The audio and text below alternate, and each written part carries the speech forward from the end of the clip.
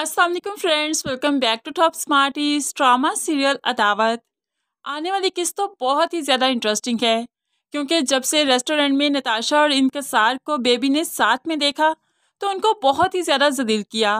और अभी तक भी बेबी का पेट नहीं बढ़ा कि वो नताशा के घर पहुंच जाती है और उसके बाप के सामने ही उसकी इंसल्ट करने लगी और कहने लगी, अपना नहीं तो कम से कम अपने बाप की इज्जत का ख्याल तो करो। तुम जानती हो ना, इंकसार 2 बच्चों का बाप है, क्यों उसके पीछे पड़ी हो। ऐसे में खूब बातें सुनाई और यहाँ से चली गई। तो नताशा का बाप इसकी बातों को बर्दाश्त ना कर सका कि उसे हार्ट अटैक आता है, वहीं पर गिर जाता है। नताशा फौरन ही बाप को लेकर हॉस्पिटल आ गई, बहुत परेशान है, रोती रही। ऐसे में इंकसार को पता चला, वो भी फौरन हॉस्पिटल जाता है और तब नताशा रोते हुए बेबी की हकीकत बता देती है कि उस दिन हम लोग तो ऑफिशियल मीटिंग में थे, उस दिन भी इंसल्ट किया और फिर मेरे घर में आकर भी बहुत बातें की कि पापा की तबीयत फ़ौरन ख़राब हो गई। अब तो इंकसार को बेबी पर और भी गुस्सा आने लगा, लेकिन बेबी को इंकसार के गुस्से की भला क्या परवाह, उसने जो करना है वो तो कर ही गुजरना है। रेहान की बर्दाश्त की भी तो इंतहा होती जा रही है। वो तो अब अरीबा पर गुस्सा करते हुए कहने लगा, मैं ये बर्दाश्त नहीं कर सकता। नूर को इग्नोर कर रही हो, मुझे इग्नोर कर रही हो और इस सारे घर को आखिर तुम चाहती क्या हो।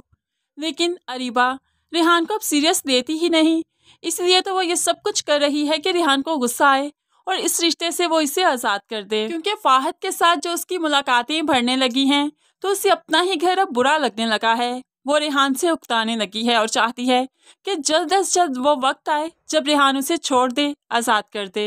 अब तो इंकसार को भी बेबी की असलियत मालूम पड़ चुकी है कि कैसे वो नताशा के घर गई, वहाँ पर हंगामा किया और फिर नताशा के बाप की तबीयत खराब हुई। इसलिए तो वह घर आकर बेबी पर भड़कने लगा, और तुम चाहती क्या हो, किसी को खुश क्यों नहीं देख सकती। तुम्हारी वजह से नताशा का बाप जिंदगी और मौत की कश्मकश में है। तुम सोचो, उन्हें कुछ हो गया तो क्या खुद को माफ कर पाओगी। हम सबके साथ तुमने कितना बुरा किया, घर भी बेच डाला और अब नताशा के घर पहुंच गई। आखिर तुम चाहती क्या हो। तो बेबी भी फिर झट से बोल पड़ी और कहने लगी, मेरी जगह कोई और औरत होती वो भी यही करती। असजद उसे रोकता रहा, बकवास बंद करो, इंकसार ने कुछ नहीं किया, वो ऑफिशियल मीटिंग पर गया था, तुम इतनी सी बात का बतंगर क्यों बना रही हो। अब तो बेबी से कोई भी बात नहीं कर रहा। माँ भी बहुत गुस्सा है। अगले ही दिन वो नाश्ते की टेबल पर बैठी थी और सारी रात जो वो सोच चुकी है कि उसने करना क्या है, तो अब वो कर ही गुजरेगी। माँ से कहने लगी, अब जानती भी हैं फाहद मारिया का शौहर था, आप ये बात असजद को क्यों नहीं बताती। कैसे खुलेआम वो इस घर में आता है, कोई रोकता टोकता क्यों नहीं। अब मारिया भी पास खड़ी थी, परेशान हो गई और पीछे खड़े असजद ने भी सब कुछ आज सुन लिया।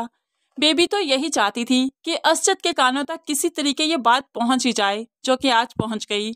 असजद को बहुत दुख हुआ और गुस्सा भी आया। गुस्से के आलम में वो ऑफिस के लिए तैयार भी हुआ।